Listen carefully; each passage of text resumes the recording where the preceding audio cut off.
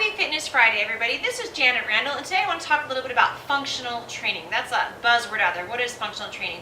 And there's a lot of things that it involves. I like to think of functional training as building some strength and balance to help us in our regular everyday lives. Things that we normally would do, we might be struggling with. And so I have 4 exercises that are going to help work on that. Work our balance, our lower body strength, some upper body, and always core. Because when our core is strong, then everything else is easier. So let's get to it. The first one, I call it tightrope, curl, and press. Normally, when we're doing squats or lunges or things like that, we want that strong base. We want those feet about hip width apart. Well, today, we're gonna be on that tightrope. All right, you're going to take it down to one knee. Let me do it this way so you can see better. One knee right here, and your front heel and that back knee is in a straight line, as if you were on a tightrope. Okay, you're going to take one weight, hold it in the hand with the leg that is behind. You can see I'm already wobbling right here. So holding this weight on one side makes you want to kind of pull down that way. You're going to lock that core in nice and strong. You can keep this arm out here for a counterbalance if you need. So shoulders back, belly button pulled in, nice and tall, lock in that core. You're going to get that bicep curl, overhead press, right there. So bicep curl, overhead press, locking in that core as you go. All right? You want to complete 8 to 12 repetitions on this side, and then you guessed it, you got to switch sides. Making sure, it's really easy to kind of be here, oh yeah, I'm doing it. Nope, not quite. You got to get that heel lined up in front of that knee. This front knee is right over your ankle. Again, nice and tall. Lock it in, curl, overhead press. It's nice also to work one side at a time every now and then, because that tests that core, that balance, and you can kind of see when you have some differences between our dominant side and maybe our non-dominant side. So tightrope, curl, and press, 8 to 12 repetitions each side. Okay. Second exercise we call surrenders. All right. The full progression is done with 1 or 2 weights overhead, nice and tall. Again, anytime we're working out, we're going to pull that belly button in, supporting our back. I like to stand in front of my mat because right here, I'm going to step down, lower to my knee, other side, step up, up. That is 1 rep. And then you alternate. Take it down, down, up, up, 2. Okay, right here, we really want to push through this front heel. Sometimes we get like this, kind of push off that back leg. Okay, our goal is to strengthen this front one. Push, stand up. All right. On these surrenders, once again, probably 8 to 12 repetitions. Now, you have some options here. You can, like I said, just hold on to one weight overhead. All right, nice and tall. Making sure the weight is kind of right by those ears, not back here behind. Right here, not sagging right here, nice and tall. Okay. You can remove the weight and still keep the arms overhead to help build that muscle memory. Right there. Or you can let those arms right here by your side. Okay. Surrenders. All right. Each side is 1 rep. I would do, at least 8 to 12. Or you can do it hard count, where right left equals 1.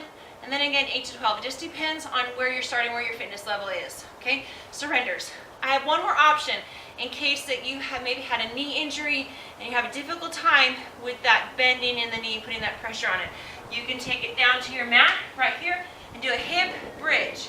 When I'm doing hip bridges, I like to put some weights on my hip bones, not on my stomach, not on my abdomen, right on my hips.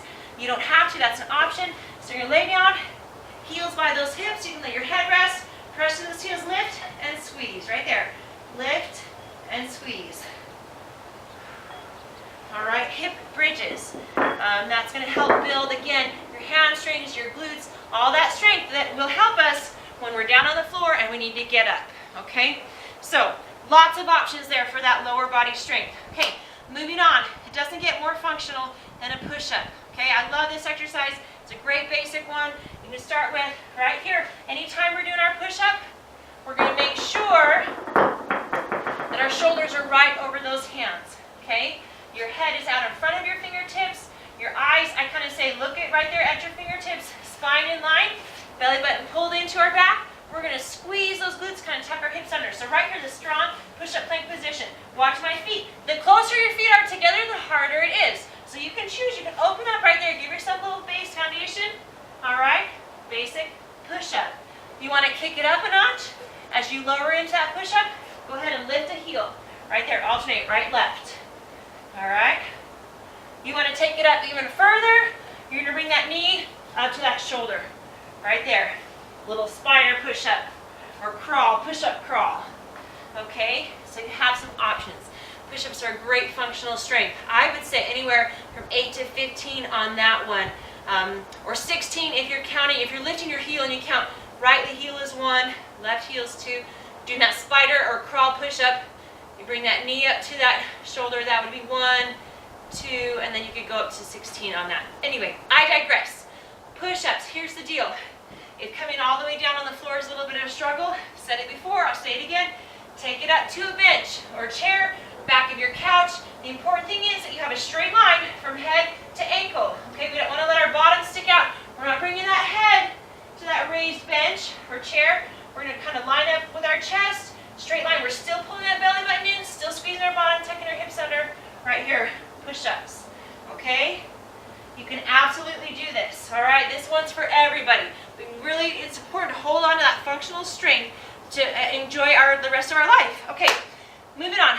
Last one. This is, I call it the bottom half of a Turkish get-up. Okay, this is very beginner basic as far as Turkish get-ups go, just to help us kind of get a start. Okay, typically when you do a Turkish get-up, you use a kettlebell. Sadly, I don't have any kettlebells yet, so I'm working on that. But anyway, right here, we're going to hold one weight in one hand. The hand that is holding the weight, that leg will be bent. You're going to lay back, okay? That arm with the weight is straight over that shoulder, and when you're doing that Turkish get-up, your focus is going to be right there on that weight overhead. Okay, so as we practice this, we start to build that muscle memory. We want to focus on looking at that weight. Opposite arm is out here on the side. You're going to roll up on that elbow, still looking at that weight. Come all the way to the hand. If you really want to punch it up, you're going to lift up in that hip bridge. And then reverse it. Back to the elbow and down. That's 1. Come on up. Lift. Down. And 2. Okay? You want to complete all your reps on one side and then go to the other. For Turkish get-ups, I recommend 10 to 15 reps each side. Okay, so again, as we switch, okay, this knee is now bent, my other hand is holding the weight. Okay, laying down, looking up, I want to watch, keep that focus right there on that weight overhead. All right, roll up on my elbow, up to my hand, lift up hip bridge, and reverse it. That's 1. Come on up, lift up, back down, and 2. All right, again, typically this is done with a heavier weight, and so you've got to really maintain that stacked arm over the shoulder, and then as you sit up, that shoulder will be over the hips, and so on from there. It's really important to keep your focus up on that weight to make sure that you're locking that in nice and tall and straight. So that's the bottom half of the Turkish get-up. Again, 10 to 15 reps each side for that one. So you have 4 functional exercises. Tightrope curl and press, 8 to 12 reps each side. If you do 12 reps on that tightrope curl and press, and you didn't feel like you got much out of it, then you need to use heavier weights. So bump up that weight. All right, after your tightrope curl and press, you have your surrenders. Remember, you have options, 2 weights, or just 1 weight, or no weights, or again, you can take it to a hip bridge if you have a knee injury. After that, you're going to take it to those push-ups. Doesn't get more functional than that. It's a great, you're working that core, you're going to squeeze and lift those quads, squeeze your glutes, using that upper body. Fantastic. Everybody should do push-ups all the time. I'm serious, makes a big difference in your life. After your push-ups, we're going to work on that bottom half of the Turkish get-up. Again, this is the basic beginning introduction to that Turkish get-up. More to come about those later, especially as I get my kettlebells in. So, not only is it a Fitness Friday, you've got a Functional Friday. Get to it. You got it. Have a great day.